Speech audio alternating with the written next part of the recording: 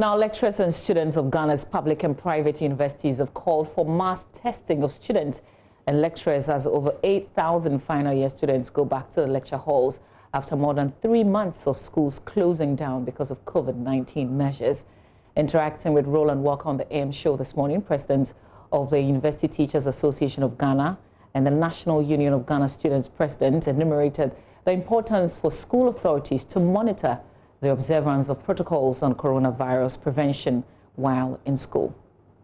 Position is an outright rejection of the bill, and we go on to expose the reason or the underlying grounds for that decision on 3 grounds. First, that it is unconstitutional, and secondly, it is unnecessary, and thirdly, application of the bill, if it's passed into law, will create more problems than they seem to solve.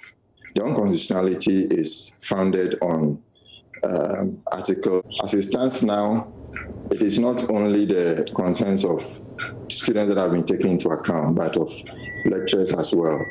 And so we are hoping that things will go according to plan. We are very much concerned about our students. They need to finish their exams, and for example, at the School of Law, they need to write the exams to go to the Ghana School of Law to do their professional law program. So it is very hectic for us, but we are trying to do our best to meet their needs and their concerns. And so with the structures that the University of Ghana has put into place, which largely meet our needs and our concerns, because the university is equally concerned about the well-being of the lecturers. We believe that things will work out fine, but I guess the implementation will tell if there are any gaps that will need to be dealt with. An important aspect of all that needs to be done, Professor Mafo, is to ensure that perhaps there's some level of an intent to meet you halfway because of the risk you are taking. This period that you're going back to school as a lecturer, do you consider it a risk activity you're undertaking, or is just part of the normal processes of your academic work? Roland, that is a very big question. Really, I mean, for us, I mean, since this even COVID-19, most of us have been to school because, you know, we've been doing the online teaching and all that. And so if it is we are in a risky business, then we have already been in it. I really don't think any member of us is going to perhaps ask for any, you know, as you said, motivation or anything. As Prof. Abidjan said, we are more concerned about our students, that they will be able to come to school and finish their exams, and their interest, that they will not be infected with this disease. And so we are, the same way we think about that, about them, we are also going to put in place, you know, measures so that we will come out on track. And for the fact that we are working well, if some authority is going to appreciate it and think that, well, teachers perhaps need some motivation, so be it. But I really don't, that is not our primary objective. We have always been in the business of teaching. We love doing that. And we are going to see to it that that job is done. We are very much interested in the PPEs and other materials like the Veronica buckets and other things that's provided on the campuses. But largely everybody is hopeful that everything will be fine. There's a considerable aspect about concerns raised on the health of the students as they make entry.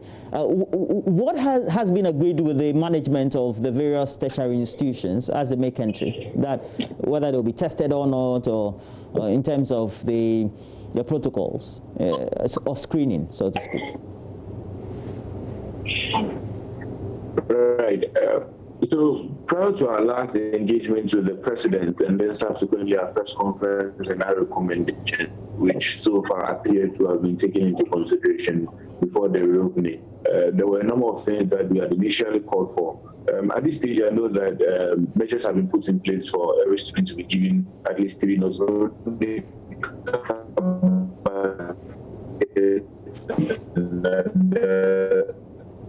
The hand sanitizer,